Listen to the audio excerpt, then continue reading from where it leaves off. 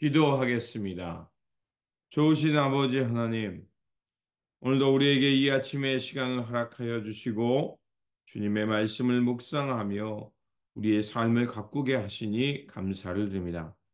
오늘도 우리에게 주신 말씀 잘 붙들고 하나님께서 기뻐하는 지혜의 삶, 하나님 마음에 합한 자의 삶으로 나아갈 수 있도록 도와주시옵소서.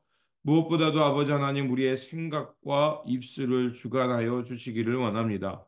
그래서 우리의 생각이 하나님 나라의 발음을 생각하게 하여 주시고, 그래서 우리의 입술은 지혜자의 입술이 되어서 담을 세우고 다른 이에게 유익을 주며 하나님의 이름을 찬양하며 살아가는 우리의 생각과 우리의 입술, 우리의 삶의 자세가 되게 하여 주옵소서.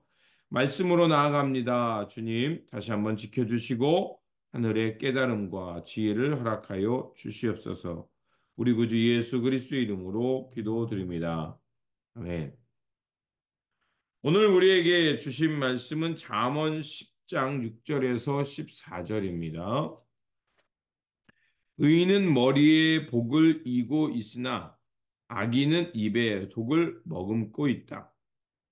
의인은 칭찬을 받으며 기억되지만 악인은 그 이름마저 기억에서 사라진다.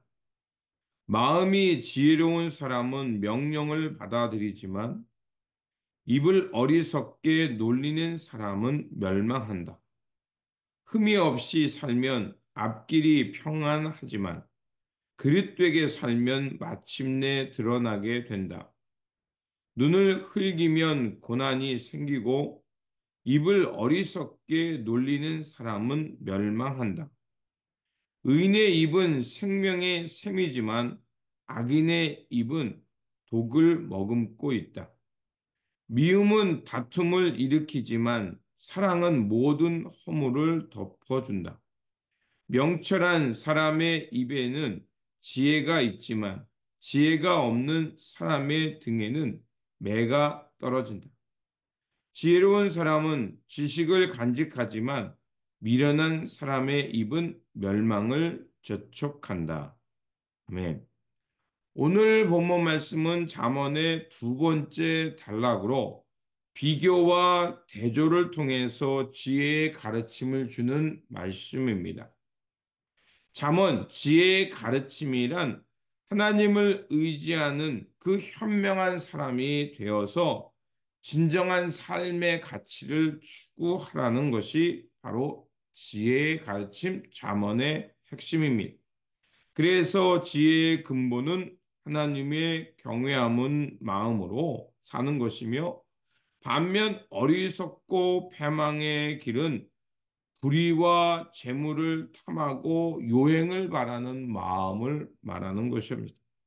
그래서 우리 잠언 첫 시간에도 말씀드린 것처럼 잠언 1장 7절 여호와를 경외하는 것이 지식의 근본이거늘 미련한 자는 지혜와 훈계를 멸시하느니라. 이게 잠언의 핵심이라고 했습니다.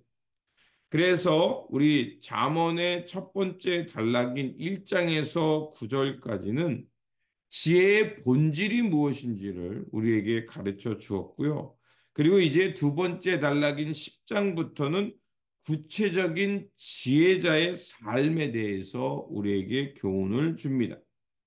지혜자로 살아갈 때 먼저 우리가 주의해야 할 것은 바로 입술입니다. 하나님께서 천지를 창조하실 때 말씀으로 창조하셨거든요. 그러니까 하나님의 말씀, 하나님의 입술은 굉장한 권위가 있다는 것이었습니다. 또한 우리가 하나님의 형상을 따라 창조되었기 때문에 우리의 말에도 그 권능이 새겨져 있다는 것입니다. 그래서 우리의 입술, 말은 생명을 살리기도 하고 죽이기도 할 수 있습니다. 이를 깨닫지 못하는 악인은 오늘 본문이 말하기를 자신의 입에 독을 머금고 다른 이를 해친다라고 말하고 있습니다. 악을 도모하고 재물을 의지하면 자신과 다른 사람을 함께 멸망의 길로 이끌 수도 있다는 것입니다. 악인의 입에서 나오는 것은 양날의 검과 같아서 검을 맞는 사람은 어떻겠습니까? 상처를 받을 수밖에 없다는 것입니다. 반면 의인의 입술은 어떻습니까? 상황과 환경을 이해하는 입술이 된다는 것입니다.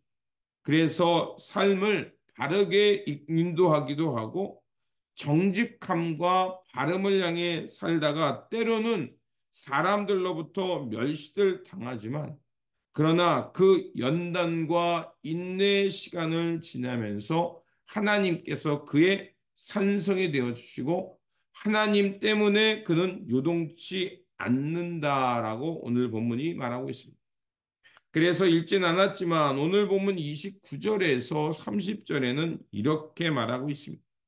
주님의 도가 정직한 사람에게는 힘이 되지만 악행을 하는 사람에게는 멸망이 된다.